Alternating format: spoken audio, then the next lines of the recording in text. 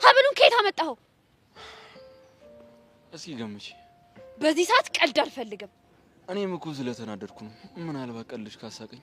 አሃ ተናዳጁ አንተ ነህ? ለምን አልናደድም? አሁን መልስልኝ። ሀብሉን ከየት ነው ያመጣኸው? ደበረሽ ሰጠሽኝ። ኤላ ደሜን አታፍላው። ያ ጆኒ ተብዬ ያለሽ ልድገምልሽ ብዬ እኮ ነው። አሁን ትነግረኛለህ ወይስ አትነግረኝም? እሺ ወርቁ አግኝቼው ነው። ከየት? ባለፈው ዕለት እኔና ካሌብን ስታገላግኝ መሰለኝ ከሄድሽ በኋላ መሬት ላይ ነው ያገኘሁት። እና ለምን አልመለስክልኝም? ምናልባት ስላልተገጣጠምን። ብትፈልግ ኖሮ ታገኘኝ ነበር። አንተ ግን ከጆኒ ጋር ለማጣላት ተጠቀምክበት። እንግዲህ ራሱ ነው ሊጣላሽ የፈለገው። እየተናገርከው ንግግር ነው። ምን ተናገርኩ? የተናገርከውንማ ታውቃለህ። ቆይ ከጆኒ ያለያይቼ እናደርጋታለሁ ብለህ አስበህ ነው? አይ እኔ እንደዛ አላሰብኩም። አሁንም ቢሆን እኮ እኔ ነሽ ጀመረ ደግሞ ይሄ መሟዘዝ። እሱን ተይውና ብድር አለበት። እሺ የምን ብድር? ቅድም በቦክስ መቶኛል። ላንቺ ብዬ ነው የተውኩት። አሁን አንቺ ማታበሳጪ ካልሆነ ሂጄ ብድሬን እመልሳለሁ። በቦክስ መታክ እንዴ? አዎ። አንቺ ግን እኔ ጉዳት አልታየሽም። አይደለም እኮ እንደምታህል ነገረኝ። እሱማ እንዴት ብሎ ይነግርሻል? እና ጉዳ? ትንሽ ግን ደግሞ አንቺ ከዳበሽ ይተውኛል። እረፍ። ምን ነው እንደደና ፈልጊ? እሱማ ፈልጋለሁ። እንደዛ ከሆነ እንዴውሽ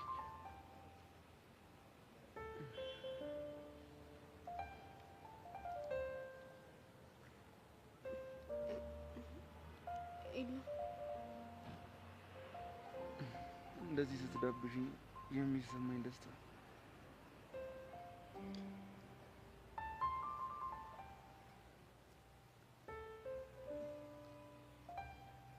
አይበቃም? በዚህ በነካችሽ ደግሞ ብትስሚ። አንተ ደግሞ ታበዛዋለህ። ያለምንም ስጋትና በነፃነት የምንገናኝበትን ቀን ግን እንዴት እንደምናፍቀው። በቃ እኔ ልጅ ቆይ ለምንድን ነው ሁሉ ጊዜ ስለኔና ስለአንቺ ለማውራት በሞከርኩ ቁጥር የምትሸሸው? አይ ምንም ዝም ብዬ። ምናልባት ከኔ ጋር ትንሽ ከቆየሽ ውስጥሽ ላይ ያለው ስሜት እንዳይወጣ ፈርተሽ ነው? ምንም የማወጣው ስሜት የለኝም። እሺ እንደዛ ከሆነ ትንሽ እዚህ ቆይና የሚፈጠረው ነው ነው። ትርፉ ጊዜ ማባከን ነው። በቃ ቻው። ሰብሊ ጊዜው ሩቅ አይደለም፣ አጠብቅሻለሁ። ምን ውስጥሽ ላይ ያለው ስሜት ፈንቅሎ እስኪወጣ። ሰላም ሁኚ።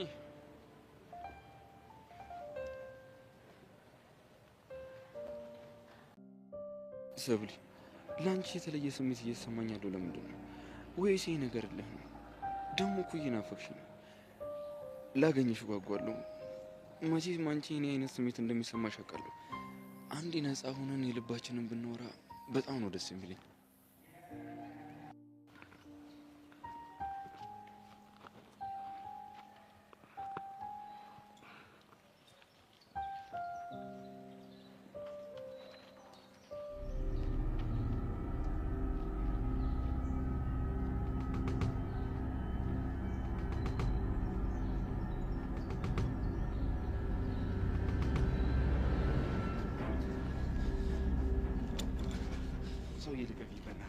ከየት ነው ያመጣው? ይህን ሀብል ከየት ነው ያመጣው? ምን አገባ? የሰብለ ሀብል ነው። ከየት ነው ያመጣው? ኦፍ ኮርስ የሰብለ ነው። ታዲያ ምን ይጠበስ? ምን እንደሚፈጠር ላሳያህ። ልቀቅኝ አንተ። ቆይ ዞር በል። አንተ በማያገባ አትግባ። ዞር በል። ለምን ነው የማያገባኝ? እየመታየው ዝም ልበል? ይኸውልህ እሱ መግባቱን አመስግን እሺ፣ እንጂ ይሄንን ፊትህን ነበር ማፈራረስ። ሀብሉን ስጠኝ። ይኸውልህ አንተ አልሰጠኸኝም፣ ስለዚህ አልሰጠህም። ሰብለ ነች የሰጠችህ። ምን ነው ስጦታህን እጄ ላይ ስትይው ደበረህ እንዴ? ሌባ ነህ። ገና ምን አይተህ? ሰብለንም ቢሆን ወስድባለሁ። እሱንማ ገለኸኝ ነው የምትችለው። ችግር የለውም፣ እሱም ቢሆን ይመቸኛል። አንተ ምን አይነት ሰው ነህ? ምን አይነት ሰው ነህ? ፍቅረኛ እያለ ሰው ፍቅረኛ ላይ ሙጥኝ የምትለው አንተ እኮ ነው ሙጥኝ እያልክ ያለው። ቆይ ለምን አይገባም? ሰብለ አትወድህም። ቆይ ለምንድን ነው ነገሩን በዲስከሽን ማትፈቱ? አትም እንዴ ልጁ ካልተማታ ወይ ደግሞ ካልተመታ ዲስከሽን የሚገባው አይነት አንተ እንደዚህ አይነት ንግግር ስለሚገባ ነው። አዎ ይሁን እንግዲህ ልጁ እንደምትሆነው አያ ነገር ነው። ገና ጥርስን ነው ማውልቅ። ይኸው አልኩህ እኮ ተንፈራግጦ ጭራሽ ጥርሴን ሊያወልቁ ነው። ሀብሉን ስጠኝ። ምንድን ነው ያላካበድከው? የወርቅ ሀብል አስመሰልክ። አያገባህም። አሁን ሂድ በቃ ከቤቴ ጥፋ። እንዴት እንደዘጋኸኝ። ሀብሉን ስጠኝ። ለነገሩ እንኳን እኔ ያቺ ፍቅረኛ ራሱ አልፈለገችው። እንካ ለዚህ ንግግር ዋጋ አስከፍላለሁ እንዳትረሳው። አንተም ለዚህ ቦክስ ዋጋ ትከፍላለሽ። እኔ ላ ደግሞ ይሄንን ነገር ካላስመለስኩኝ ወንድ አይደለም። የሚገርም ግቢ እኮ ነው።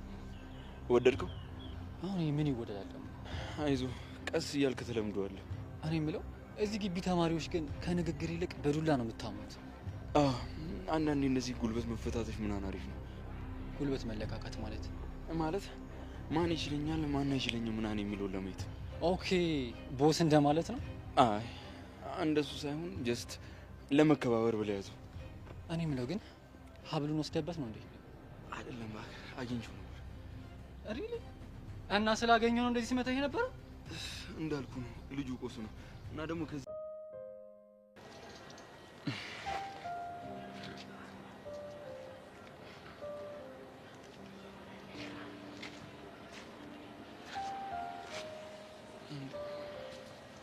እንዴት ነሽ?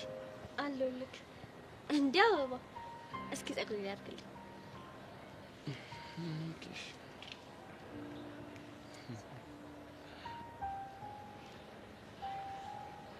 እንዴት ነው? ያምርብኛል አይደል? አዎ በጣም ነው ያማረብሽ። ከበፊቱና ካሁን ሁሌም ቢሆን ቆንጆ ነሽ። ወይኔ ታድዬ። ምን ነው ቆንጆ እንደሆነሽ ትጠራጠሪያለሽ? አይ እንደዚህ ሳይሆን ካንተ አፍሰማው ደግሞ ይበልጥ ደስታ አገኛለሁ። ከኔ አፍሰማሽ አልሰማሽ ምንድን ነው ልክ? ምክንያቱም አንተ የልቤ ሰው ነህ። ሁሌም ቢሆን ደስተኛ ነኝ። አንተም እንደዛ ሁሌም ደስተኛ ሆንልኝ። በል አሁን ይሄ ደስታዬ ሳይጠፋ ግቢውን እየዞርኩ ደስታዬን ላጣጥም። ኦኬሽ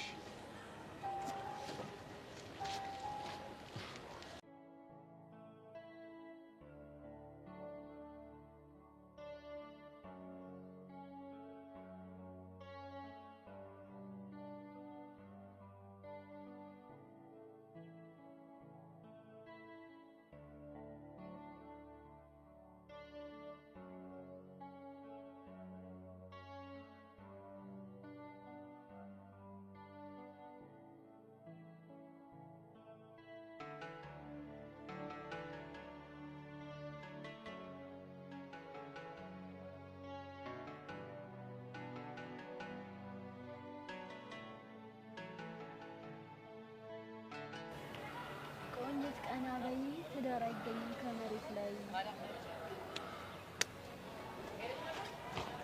እንጂ ቀልጅ ምን አለሽ? የትን እንደዚህ በቀልድ ካላዋዛሻት ቦሪንግ ናት ማለት ያ ልጅ እንግሊዘኛም እያስተማረሽ ነው? ይኸውልሽ እኔ እንግሊዘኛ አፍ መፍቻ ቋንቋዬ ነው። ስወልድ ራሱ በእንግሊዘኛ ነው ያለቀስኩት አሉ። እሺ ይሄን ሳክሰስ ማን ያስተማረሽ? በእጃዝ ወርቆኝብሽ ነው አይደል? እንደዚህ ናቅሽ። በክሽ እንዳንቺ ማከብሮ ሰይና። ቆይ ምን እየፈለግሽ ነው? መሬት መሬት ስታይ ነበረው። ጣልኩት እኮ። ምን እጢሽን? የምን እጢ? እጤ ዱባ ለሲሉ ሰምቼ ነው። መሲ አጉል መሟዘዝ አብዝተሻል ነው ወይስ የናታን ፍቅር አናትሽ ሊወጡ በደንብ ማሰብ እንዳትጃረገሽ? እሺ በቃ ይኸው ስርዓቴን ይዣለሁ። ቆይ ምንድን ነው የጣልሽ? ሀብሌን። ሀብሌን? አዎ ጆኒ የሰጠኝን ሀብል። የት ጣልሽ? አንቺ ደግሞ የት እንደጣልኩት ባቅኖሮ ሄጄ አላነሳውም እንዴ? ቆይ እንዴት ሊጠፋ ቻለ? ተበጥሶ ነው ወይስ አውልቀሽ ይዘሽው ነበር? አላውቅም ግን ተበጥሶ ይመስለኛል። እሺ ታዲያ የምጠረጥሪ ቦታ የለም? የትም የለም። ቆይ ታዲያ እንደ ፈንጃም ካኝ ግቢውን ሙሉ ልታስሽ ነው እንዴ? ምን አማራጭ አለኝ? ባክሽ በቃ ይጥፋ እንዴ። አረ ብታይ ጆኒ በጣም ነው የደበረው። አውቄው ለቁት መስሎታል። እሺ እና ምን ተሻለ? አላውቅም ግን መሲ መገኘት አለበት። ሰብሊ ይሆን ሀሳብ መጣልኝ። ልትቀልጂ ከሆነ ግን እገልሻለሁ። አረ የምር ቀልዴን አይደለም። እሺ ምንድነው? ካልተገኘና ጆኒ የሚደብረው ከሆነ ሌላ ተመሳሳይ አዲስ እንደዛ ነው። እንደ አማራጭ አሪፍ አይዲያ ነው። አየሽ እኔ ቁም ነገር ላይም ቁም ነገረኛ፣ ጨዋታ ላይም ቆንጆ ተጫዋች ነኝ። ማክበር አለብሽ በቃ በቃ አሁን ተስማማናል እንዴ? ጆኒ ደህና ነህ? ላለማስቀየም ሞክራለሁ። ይሄ ሀብል እሱ ጋር ያለ የት አገኘው? የጠየቅኩሽን ብቻ መልሽልኝ። የት እንዳገኘው እኮ አልነገርከኝም። ኤልያስ ጋር። ኤልያ እንዴት? እሱንም አንቺን ልጠይቅሽ እንጂ ምን ልንገርህ? እንዴት እሱ ጋር እንደተገኘ አላውቅም። እሱማ ስላልፈለግሽው እንደሆነ ነገረኝ። ኤላ እንደዛ ሊል አይችልም። ለነገሩ ከኔ በላይ እሱን አይደለም ታምኝ? አይ እንደዛ ልልክ እኮ ፈልጌ አይደለም። እና ያልተፈጠረ ነገር እንዴት ፈጥሮ ያወራል ብዬ ነው እንዴ? በሰጣው ስትጠይቀኝ ከሱ እጄ መቀበል አልችልም ነበር? ሲጀመር እንዴት ብዬ ነው የምሰጠው? አላውቅም፣ ግን በቃ የሆነ ውስጤ ደስ ያላለው ነገር አለ። ጆኒ ያንተ የሆነ ነገር በሙሉ ይመቸኛል። ባልወደው እንኳን አስቀምጠዋለሁ እንጂ እንዴት ለሰው ሰጣለሁ? ለሰውም ደግሞ ለኢላ። ምናልባት ወርቁ አግኝቶት ነው የሚሆነው። እንደዛማ ቢሆን ምኞቴ። ቆይ ግን ከኢላ ጋር ትጠረጥረኛለህ እንዴ? እሱን አላምነውም። ያ ማለት እኔንም አታምነኝም ማለት ነው። ብታምነኝ ኖሮማ የሱ ስሜት ያስጨንቀም ነበር። ይኸውልሽ እሱ ሆን ብሎ ውስጥ እያስገባሽ ነው፣ ደግሞ ወደ ራሱ እየሳበሽ ነው። በተንኮል ደግሞ ጠልፎ ሊጥልሽ ነው። ቆይና በቀላሉ መወርቅ ሴት ነው መመስለ? ሰው ነሽ፣ ልትሳሳችም ትችያለሽ። ለዛም ነው አጠገቡ አትርርሽ የምልሽ። አንቺ ግን ምንም እየሰማሽኝ አይደለም። ጆኒ ከሱ ስለራቅኩኝ ሳይሆን ፍቅረኛ ስለሆንኩ ብቻ እንድታምነኝ ነው የምፈልገው። ነገረ ስራሽ ግን እሱን አያሳይም። ቆይ እሺ እሱ ደግሞ ምን ማለት ነው? ታውቆሻል። ግን እስከ ዛሬ ድረስ እኮ ከኤልያስ ራቅ የሚለውን ነገር እያወራ ነው። ከዚህ በላይ እንዴት ልራቀው? ትረሳዋለህ እንዴ? አንድ ትምህርት ቤት ውስጥ እኮ ነው እየተማርን ያለ ነው። በቀን 10 ጊዜ ልንገናኝ እንችላለን። እና ስንተያይ እንደ ደመኛ እንድንተላለፍ ነው የምትፈልገው? ሰላም እንኳን አንባባል?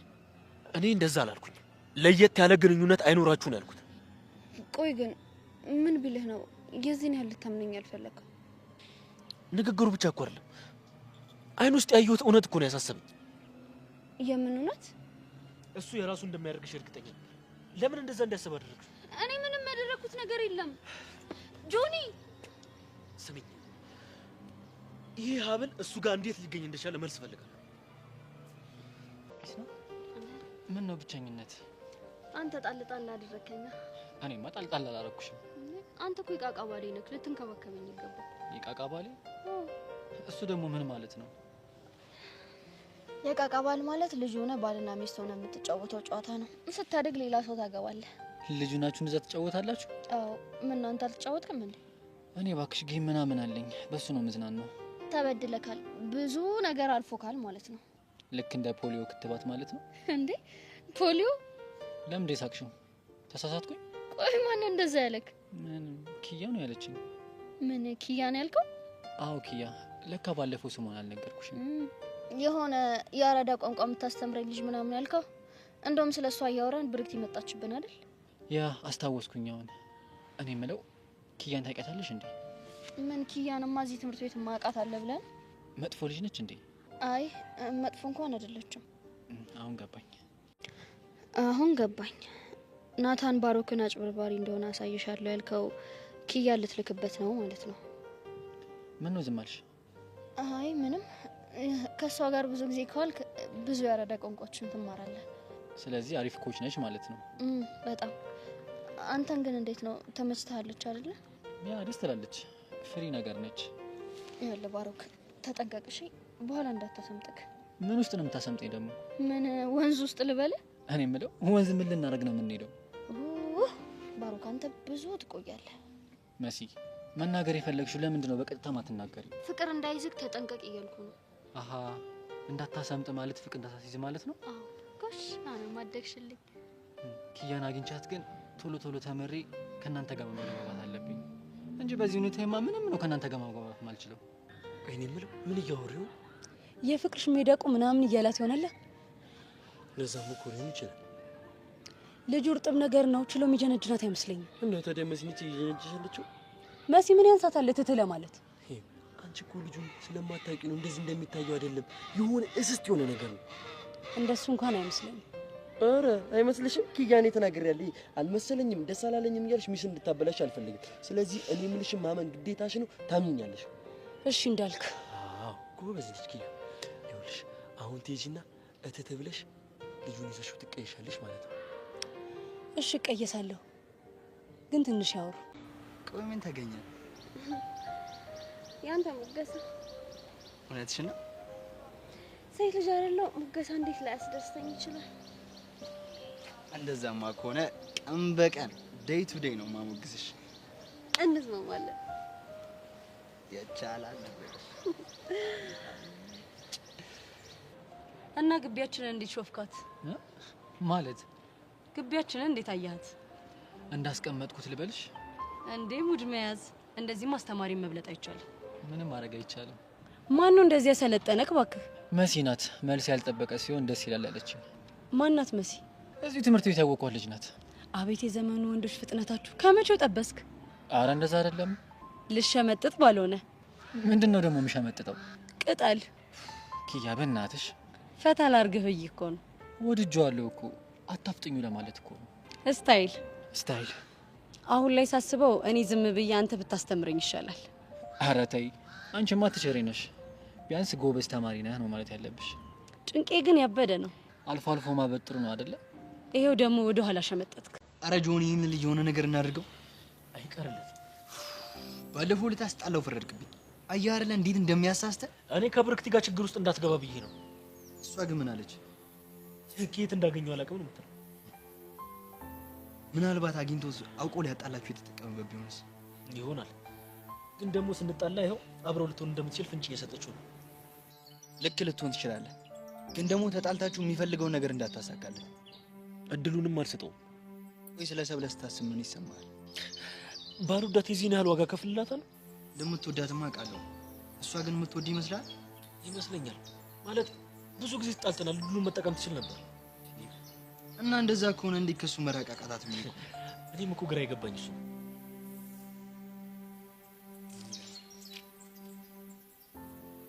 የት አገኘሁታለሽ? ወድቆ ነው ያገኘው። እንዴት ሊወድቅ ቻለ? ባለፈው ካሌብና ኤላ የተጣሉ ጊዜ ሳገላግል ነው መሰለኝ።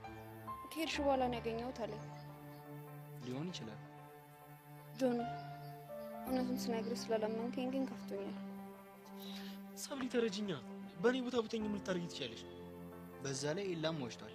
እናንተን ለመለያየት የሆነ ነገር ብሏል። እንዴ እድሉን ተጠቅሞ እኛን ለመለያየት ነው የሞከረው። ሌላ ጊዜ ግን ስነግርህ እመነኝ። ሰላም ውዴ ቻናል የቤተሰቦች እንዴት ናችሁልኝ? እንኳን ወደ ርብቃ ዩቲዩብ በሰላም መጣችሁ። ደህና ናችሁ ወይ የኔ ውድ ቤተሰቦች? አፍላ ፍቅር በአፍላ ፍቅር በ271 ላይ እንግዲህ አሁንም ልባችን እያንጠለጠሉት ያሉት የሰብለና የኤላ ጉዳይ መጨረሻቸው የናፈቀን። እንደሚታወቀው በባለፈው ክፍል ላይ ሰብለ ኤላና ካሌብ ሲጣሉ ለማስታረቅ መሀላቸው ስትገባ እንግዲህ የአንገቷ ሀብል እንደጠፋ ሁላችንም አይተን ነበረ። ታዲያ በባለፈው ክፍል ላይ የሆነ ችግር ይፈጠራል ብለን ስንጠብቅ ነገር ግን ሀብሉን ያየችው ብርክቲ ነበረች። ብርክቲ ያየችው በኋላ እንግዲህ ሂዳ ለጆኒ ነግራው ነበረ። ለምንድን ነው ሰብለ የገዛህላትን ጌጥ ከአንገቷ ያወለቀችው? አለርጂ አለባት ወይ በማለት እንግዲህ ስታቀሳስር እያየን ነበረ። ጆኒ መጀመሪያ ልብ አላለውም ነበር እውነት ለመናገር። ነገር ግን እሷ ከተናገረች በኋላ ነው እንግዲህ አንገቷን ሲያየው አንገቷ ላይ አልነበረም። ለምን እንዳወለቀችው ጠይቋት ነበረ። እንደውም ሆን ብላ እንዳወለቀችው ነበር የተሰማው። ደብሮች ነው ወይ ያወለቅሽው? ለምን አወለቅሽው ብሎ ተናዶባት ነበረ። እሷ ደግሞ አገር ሰላም ነው ብላ ሀብልሽ የታለ ሲላት ቶሎ ብላ ወደ አንገቷ ስትሄድ ነበረ። አንገቷ ላይ ሀብሉ አልነበረም እና ትደነግጣለች። እሱ ግን በፍጹም አላመናትም። አውቀሽ ነው ነገ አንገትሽ ላይ እንዳየው ጌጡን ብሎ ተናግሯት ተናዶባታል። ሊያወራት ራሱ ፈቃደኛ አልነበረም። እንግዲህ እንደሚታወቀው ሰብለ በፍጹም ጆኒ እሷን በእሷ ጥፋት ከጆኒ ጋር መለያየት በፍጹም አትፈልግም። በፍጹም ማለት በተለይ ደግሞ ከኤላ ጋር ባላት ነገር ጆኒ በዛ ጠርጥሯት እንዲለያት አትፈልግም። እና እንግዲህ ጆኒም ተናዶባት ትቷት ሲሄድ እያየን ነበረ። በቀጣይ ቀን ሰብለ ሀብሉን መፈለግ ትጀምራለች። የሀብሉ ታሪክ እንግዲህ እዛ ጋር አላቆመም። ብርክቲ ብቻ አይተው አይደለም የቀረው። ሁላችንም ስንፈራ ስንገምተው የነበረው ነገር ጆኒ ያየዋን የሚል ነበረ። ወይ ኤላ ኪስ ውስጥ እንደተንጠለጠለ እንደነበረ ወይም ደግሞ ኤላ በእጁ ይዞት ምናልባት እንደዚህ የተጫወተበት ሊያየው ይችላል የሚል ግምት ነበረን። በዛሬው ክፍል ላይ እንግዲህ ኤላ ይህን ሀብል ከኪሱ አውጥቶ ማለት ነው ሀብሉን ይዞ ስለ ሰብለ እያሰበ ነበረ። ሰብለ ለምንድን ነው እኔ እንደዚህ አይነት ስሜት ላንቺ የሚሰማኝ? ቆይ ይሄ ነገር ቆይ ምንድን ነው እልህ ነው ወይስ እያለ እንግዲህ ስለ ሰብለ አብዝቶ እያሰበ ነበረ። ለምንድን ነው የምትናፍቂኝ? ይሄ ስሜት ላንቺስ ይሰማሻል ወይ? በእርግጠኝነት እኔ የሚሰማኝ ስሜት ላንቺም ይሰማሻል። አሁንማ እየናፈቅሽ ነው እያለ እንግዲህ እየተብሰለሰለ ሀብሉን በእጁ ይዞት እየተጫወተበት ነበረ። ድንገት ጆኒ እንግዲህ እዛ አካባቢ ላይ ይመጣል ማለት ነው። በጣም ነው የሚገርመው። እንደፈራ ነው እንግዲህ ሀብሉን የኤላ እጅ ላይ ጆኒ አይቶታል። ሰብለ የት እንደጣለችው ያላወቀችው ሀብል ጆኒ ከሚጠላው ከሚጠረጥረው ከሚፈራው ሰው ማለት ነው እንግዲህ ሰብለ ሊወስድብኛም ብሎ ከሚፈራው ከሚጠረጥረው ከኤላ እጅ ላይ ነበር ያየውና በዚህ የተነሳ እንግዲህ ትልቅ ጦርነት ተነስቷን ዛሬም በድጋሚ ማለት ነው ጆኒ ኤላን መቶታል ማለት ነው በቦክስ እንግዲህ። ታዲያ በዚህ ሰዓት እንግዲህ ኤላ ለዚህ ወርቅ የሰጣት አስመሰልከውሳ ለዚህ አይደለም እኔ ቀርቶ ያቺ ፍቅረኛ ራሷ አትፈልገውም፣ ከፈለኩኝ ሰብለንም ወስድብሃለሁ በማለት እንግዲህ ጆኒን ያናድደዋል። በመጨረሻም እንግዲህ ጆኒ የሆነ ነገር ኤላ ላይ ተመልክቷል። በእርግጠኝነት ነበረ ሰብለ አታፈቅርህም፣ ተዋት፣ አንተንም ውጭኝ ያልክባት ሰብለ አንተን አታፈቅርህም የሚለው ንግግር የኤላ ንግግር ጆኒ ኤላን እያየው ነበረ። በእርግጠኝነት ሰብለ ኤላን እንደምትወደውና ጆኒን ደግሞ በኤሉን ታብራው እየኖረች እንደሆነ አስተውሏል። ማለት እርግጠኛ ነው። የኤላ ንግግር እርግጠኝነት የተሞላበት ስለሆነ ጆኒ በጣም ተረብሿን በዚህ ምክንያት እና እንግዲህ ሀብሉን የታገኘው ቢለውም አንተ ስላልሰጠኝ አልሰጠህም ብሎት ነበረ። ኦኬ ሰብለ ናት እየሰጣች ብሎ የራሱን ድምዳሜ ነው። ኤላ እንደዛ አላለውም። አንተ ስላልሰጠኝ አልሰጥህም ለራሷ ነው የምመልስላት ብሎት ነበረ።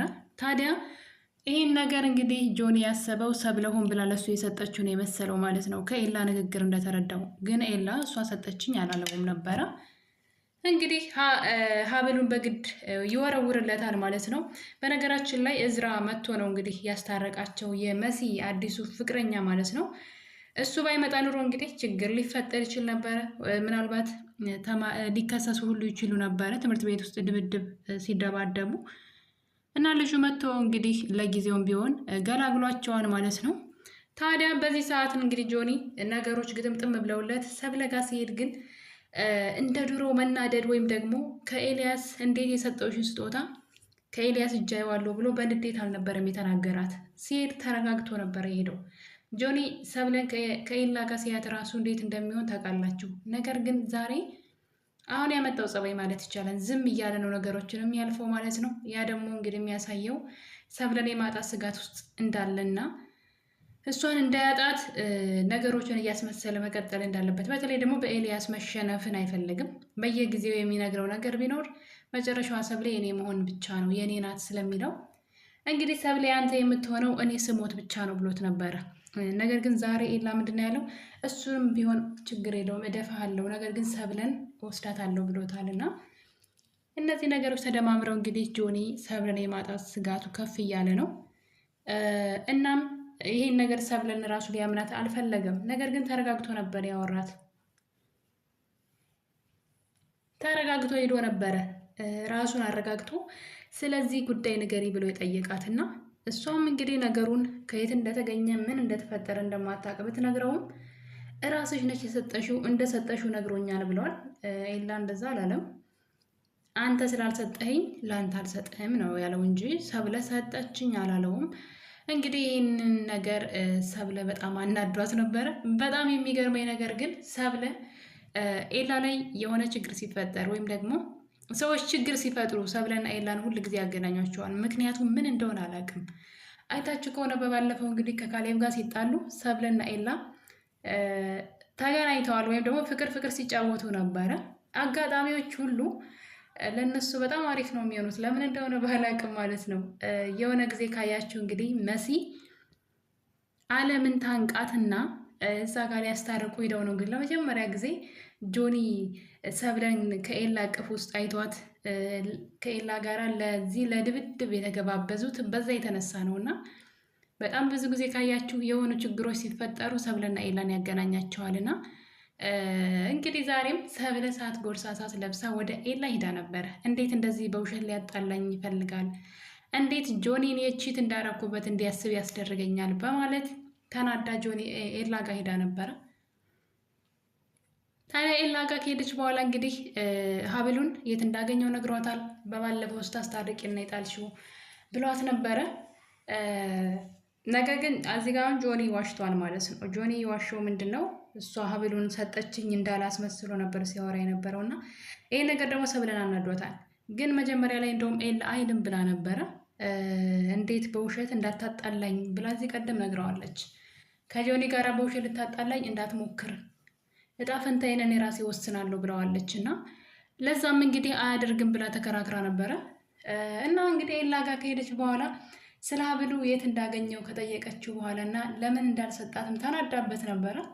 ነገር ግን ጆኒ እንደመታው ሲነግራት ሰብለ እንግዲህ ስትል ያደረገችው የመጣችበትን ጉዳይ ሁላና እንግዲህ እኔን ከጆኒ ጋር ጣልተህ ያንተ ልታደርገኝ እያሰብክ ነው ወይ ስትለው የኔ እኮ ነሽ አሁንም ቢሆን እያለ ነበረ። እና ሰብለ የሄደችበትን ጉዳይ ረስተዋለች። ከዛ በኋላ ለሱ ማዘን ነበር የጀመረችው። ጆኒ እንደመታው በቦክስ ሲነግራት ሰብለ እንግዲህ ወደ ንዴቷን ሁሉ ትታ ወደ ማዘን ውስጥ ነበር የገባችው። ለምን እንደሆነ አላውቅም። በጣም ነው ለኤላ የምታዝነው።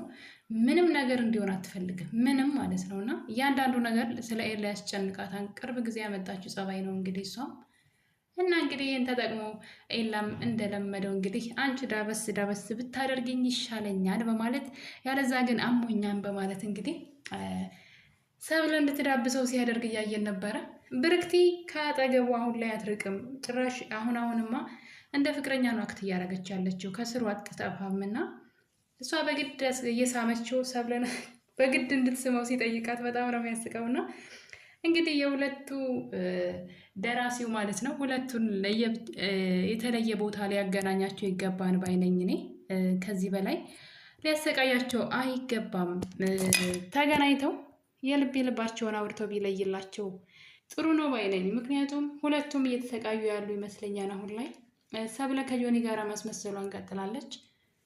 እሱም ደግሞ እንግዲህ እሷ ትመጣለች ብሎ በመጠበቅ ውስጥ ይገኛልና ከዚህ ሁሉ ተገናኝተው ሀሳባቸውን ቢገላለጹ ባይነኝ።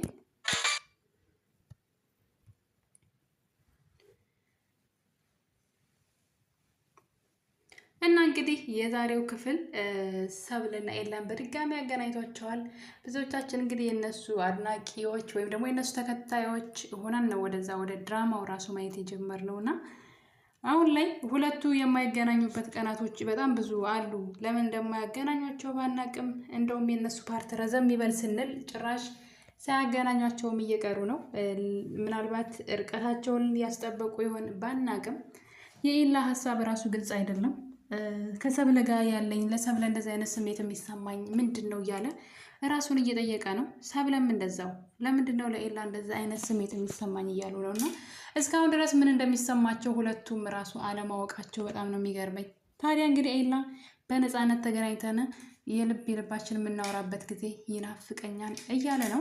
ደራሲው ካረሰው ግን እዚህ ቀደም የብርክቲን ታሪክ ለሰብለ እንደሚነግራትና ነገር ግን መገናኘት የሚፈልጉት ከትምህርት ቤት ውጭ ትምህርት በሌለ ጊዜ ማንም ሰው በሌለበት እንደፈለግን በነፃነት ተገናኝተን አወራሻለሁ ብሎ ቃል ገብቶላት ነበረ። የእሱና የብርክቲን ግንኙነት ወይም ደግሞ ስለ ሁለታቸው በደንብ ታሪኩን እንደሚነግራት ቃል ገብቶላታል እና እሷም እንግዲህ ላስብበት ብለው ነበረ።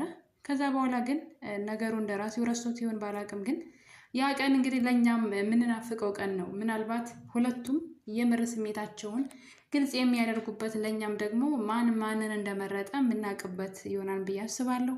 ምክንያቱም ኤላ ብርክቲም ስትቀርበው ዝም እያላት ነው። ልጅቷ በፍቅር እንደምትወደው ያውቃል። ልጅቷ እየቀረበችው ያለችው በፍቅር ነው። እሱን ዝም ብሎ እያያት ነው። ምንም እየከለከላት አይደለም ማለት ነው። ስትቀርበው፣ ስትስመው፣ አብራው ስትሆን፣ የፍቅር ወሬ ስታወራው እነዚህን ነገሮች ሁሉ ስትል ዝም ብሎ እየሰማ ከሆነ እንግዲህ ምንድን ነው ፍላጎቱ ያስብላል። ምክንያቱም ልጅቷን የማይወዳት ከሆነ አጉል ተስፋ መስጠት የለበትም፣ ከሱ ማራቅ አለበት።